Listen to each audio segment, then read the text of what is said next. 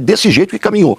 E, finalmente, uma narrativa que o ministro Alexandre de Moraes, a quem eu respeito, estabeleceu, olha, houve golpe, houve violento atentado à democracia, e o argumento que aparecer aqui, dizendo o contrário.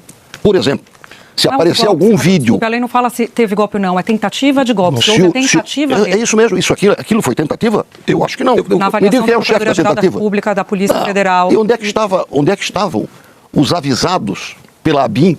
48 agências, 290 são integrantes da Força Nacional no pátio do Ministério da Justiça, desapareceram, e o então ministro da Justiça é juiz agora.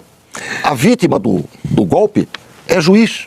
Esse fenômeno judicial brasileiro é um escândalo no mundo. Eu quero primeiro dizer que o STF foi agredido, teve uma tentativa de agressão física à estrutura do STF quando foi instaurado o inquérito para apurar as primeiras agressões ao STF. É importante dizer que as agressões à institucionalidade democrática... Meus amigos, estamos acompanhando aí o senador Amin, Expedião Amin, muito sucinto aí nas suas palavras, indo para cima aí do senador aí do PT, Rogério Carvalho, que está perdido nesse debate, falando coisa com coisa. Vocês vão ver e continuar acompanhando que ele está perdido, tentando defender o desgoverno Lula e defender o ministro Alexandre de Moraes. O Expedião Amin, ele é muito claro em tudo que está acontecendo no Brasil, de forma muito firme.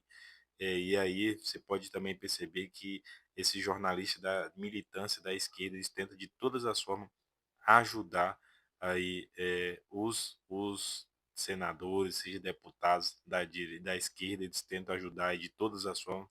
Vamos continuar acompanhando aí, galera. Se você está assistindo esse vídeo aqui, eu queria te pedir algo muito importante. Deixa aqui o seu like já nesse vídeo, deixa aqui, se você não for inscrito, já se inscreva no canal, deixe seu comentário aqui repudiando aí a sua indignação, colocando aí sua indignação aí com essa turminha da esquerda aí, tentando de todas as formas aí criar uma narrativa.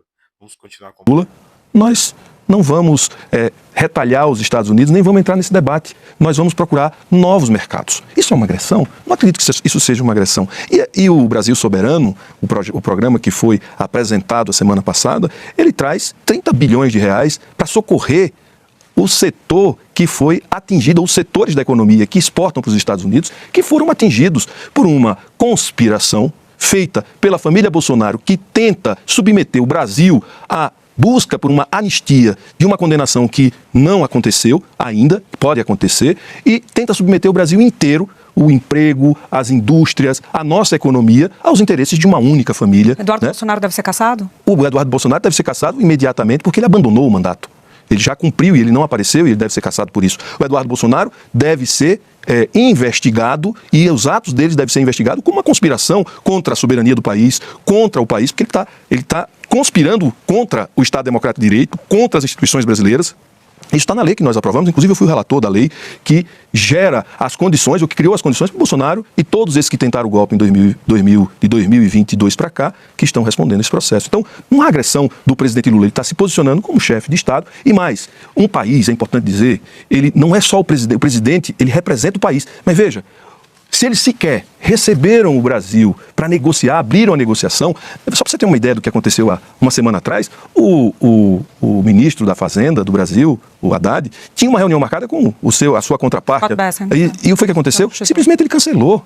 Porque era a primeira possibilidade de uma conversa no nível mais alto da administração americana, eles cancelaram. Então, o presidente vai se expor. Eu não acho que o presidente tem que se expor. Não era, só queria retificar. Quem representou o país, autorizado pelo governo, foi o vice-presidente da República, que está um degrau acima do ministro, falando com a sua contraparte, que é a do comércio. Eu não sei exatamente qual era a razão para que o ministro da Fazenda pedisse um encontro com o secretário do Tesouro, e não tenho nada a ver com isso. Mas a negociação do Brasil sobre o tarifaço é de responsabilidade, ainda hoje, do vice-presidente da República, com quem a comissão esteve, inclusive, antes e depois. Mas o que eu quero dizer é que, ao falar sobre a forma como o Eduardo Bolsonaro vai ser julgado, nós estamos abrindo flanco para que o mundo inteiro saiba que nós estamos numa situação excepcional em matéria de direito no Brasil. Primeiro, nós temos um inquérito há 6 anos e 4 meses, aberto com base num artigo do regimento interno do Supremo, com um juiz escolhido pelo então presidente do Supremo, Toffoli. O juiz escolhido foi o senhor Alexandre de Moraes, que é uma inquisição. E a Inquisição é execrada no mundo, porque a Inquisição foi, na sua época, um problema global. Segundo, nós temos um julgamento baseado numa narrativa. E é o mundo inteiro que está vendo isso, com o que se chama vaza-toga, com um comitê de investigação que procurava a vida pregressa do sujeito para dizer, esse aqui é cartão positivo, esse aqui é cartão negativo. É desse jeito que caminhou. E, finalmente, uma narrativa que o ministro Alexandre Moraes, a quem eu respeito, estabeleceu, olha, houve golpe, houve violento atentado à democracia, e o argumento que aparecer aqui, dizendo o contrário. Por exemplo, se aparecer algum vídeo... Desculpa, ela não fala se teve golpe ou não, é tentativa de golpe. Se houve tentativa... É isso mesmo, aquilo foi tentativa? Eu acho que não. Na avaliação da Procuradoria da República, da Polícia Federal... E onde é que estavam os avisados pela ABIN, 48 agências, 290 integrantes da Força Nacional, no pátio do Ministério da Justiça, desapareceram, e o então ministro da Justiça é juiz agora. A vítima do golpe é juiz. Esse fenômeno judicial brasileiro é um escândalo no mundo. Eu quero primeiro dizer que o STF foi agredido, teve uma tentativa de agressão física à estrutura do STF, quando foi instaurado um inquérito para apurar as primeiras agressões ao STF. É importante dizer que as agressões à institucionalidade democrática, elas acontecem antes da eleição. Né? A tentativa o questionamento das urnas, levantar a hipótese de fraude nas eleições de 2022, o 7 de setembro de 2021, certo? Depois, a ocupação do entorno dos quartéis no Brasil inteiro, esta comunidade toda sendo financiada, patrocinada na porta dos quartéis, pedindo a intervenção militar, e um fato muito grave, que foi a invasão dos três poderes. Isso não foi uma miragem. Isso foi uma verdade. Os senhores, os dois falaram sobre a questão do golpe. A gente na Globo News já fez alguns debates sobre isso, sobre a tentativa de... A gente ouviu os senhores, os posicionamentos, mas eu queria voltar para o tarde. Pois é, mas eu não puxei esse assunto. Eu não puxei esse assunto. Deixa eu colocar, então... Eu não puxei esse assunto. Eu apenas repuso o que eu acho que é a verdade. Não tem problema nenhum. Internacionalmente Não tem problema nenhum. A gente ouviu os dois e está tudo certo. Internacionalmente. Só quero aproveitar, voltar para a questão do Califácio e Eduardo Bolsonaro, porque o senhor colocou um vídeo nas redes sociais que diz que o senhor... Diz o seguinte, melhor falando, abrindo aspas. Eu gostaria que o meu filho fizesse o que o Eduardo Bolsonaro está fazendo. Então, todo esse impacto que a gente está vendo no setor produtivo, o senhor cita mesmo o impacto em Santa Catarina e como o senhor apresentou as emendas para tentar diminuir esse impacto no setor produtivo. O senhor acha que é legítimo porque um filho está fazendo isso em nome do pai?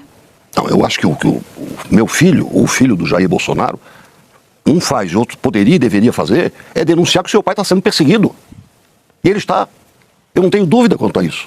Está perseguido porque, primeiro, o Lula, como ex-presidente, foi julgado na primeira instância. Não mudou a lei, mas o Bolsonaro, ex-presidente da República, é julgado por uma turma do Supremo. Nessa turma, 3, pela ética da suspeição, um foi advogado do Lula. Rodou o mundo denunciando a justiça brasileira. Lembra disso? Denunciando a má justiça brasileira. Eu não vou falar em inglês, vou falar em português. O ministro Zanin patrolou o mundo dizendo isso.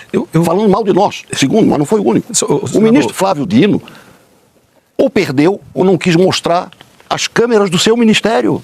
Ele era ministro da Justiça, ele é que recebeu, ele recebeu as mensagens da ABIN. E finalmente, a turma de 5 faz ele muito bem em dizer, eles vão condenar o Eduardo e qualquer um, porque dentro de uma narrativa de que eles são uma narrativa que tem delações, uma narrativa que tem um vasto material probatório, inclusive da tentativa de assassinato do presidente eleito, do vice-presidente e do próprio ministro do STF. E, portanto, essas coisas é preciso que os fatos venham à tona, que todos os autos possam ser liberados para o grande público, para a gente ver o tamanho da atrocidade que estava se planejando no Brasil. Mas... Deixa eu voltar, então, para o debate, colocando um fato importante, que foi a decisão do ministro Dino de ontem. Hoje ele faz um esclarecimento à decisão dele. Na prática, ele diz que ordens executivas e judiciais de outros países não podem valer no Brasil e diz que os bancos, se forem tomar alguma medida relacionada a essas ordens de fora, têm de pedir autorização para o STF.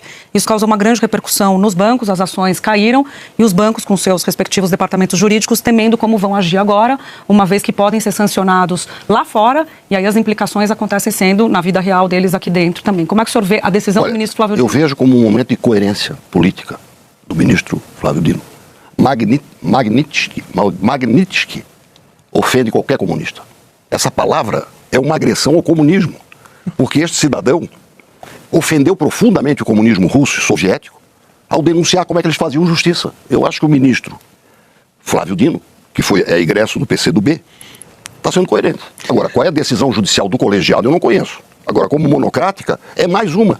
O judiciário brasileiro está sofrendo essa crise internacional por causa do excesso de decisões monocráticas. E o próprio ministro Fachin já disse qual é a prioridade dele. Ele vai valorizar a colegialidade. Vamos esperar a decisão do Supremo. Esse é um ponto que o senador coloca, porque foi numa DPF sobre outra questão, né, que era a questão de Mariana, Coerência a decisão política do ministro Dino.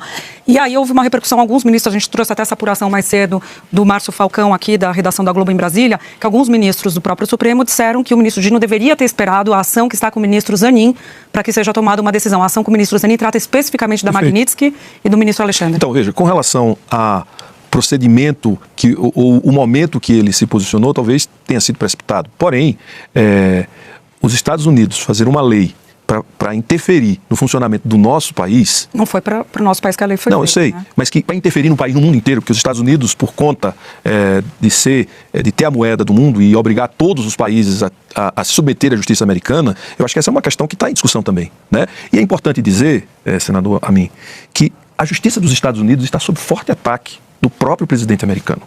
Ele tem enfrentado e tem mandado prender juízes nos Estados Unidos. Porque os juízes questionam a decisão do governo americano. Imagine no Brasil, se um juiz, se um presidente, seja ele qual for, mandasse prender um juiz porque se posicionou contra uma decisão do presidente.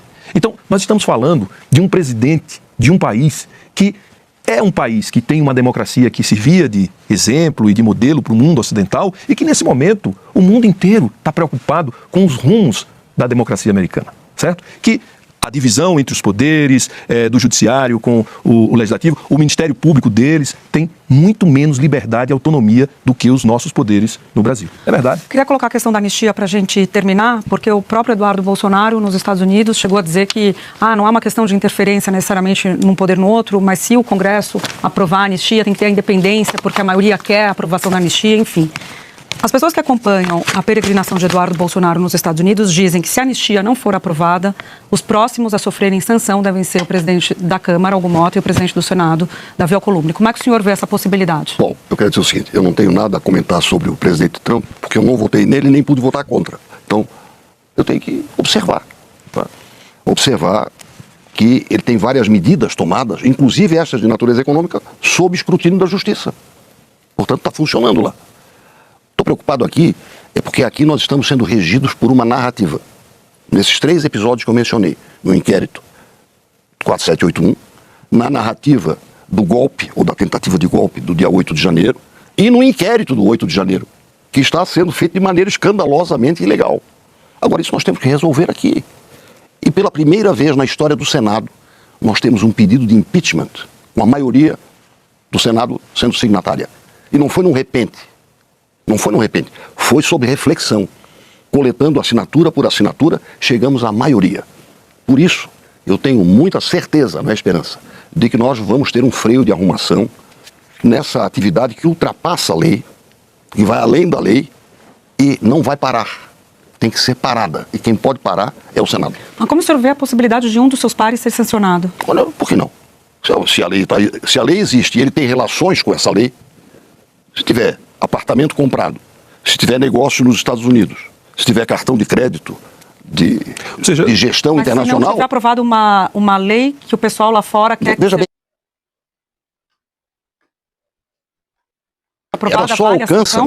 ela só alcança se você for alcançável.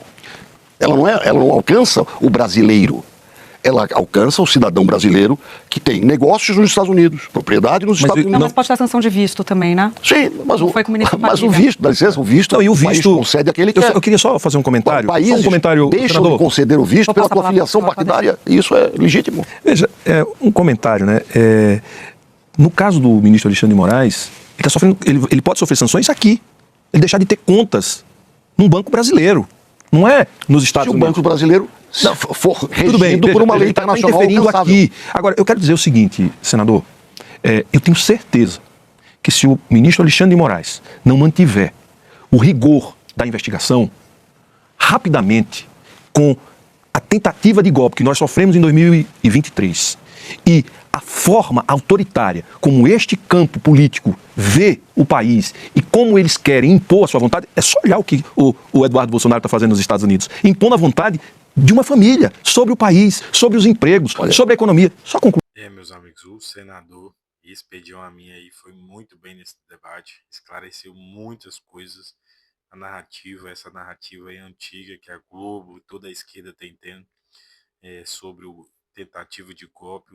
O Expedião Amin foi muito claro, falou aí sobre o Flávio Dino, que o Flávio Dino está sendo coerente, porque o Flávio Dino é um comunista que o PT conseguiu, o presidente Lula colocou lá dentro do STF, um comunista que vem também agora cometendo várias atrocidades. Ele agora quer ser o novo Alexandre de Moraes do Brasil, quer se amostrar, quer aparecer, quer ganhar mídia. E o Brasil está sendo muito prejudicado hoje. Hoje os bancos brasileiros perderam mais de 50 bilhões na bolsa, e isso é de dólares. Mais de 50 bilhões de dólares na bolsa de valores. A bolsa despencou após o Flávio Dino aí cometer uma atrocidade jurídica. Nada embasa a isso que o Flávio Dino fez hoje. A lei, os bancos são dependentes dos sistemas americanos e do capital americano, do dólar.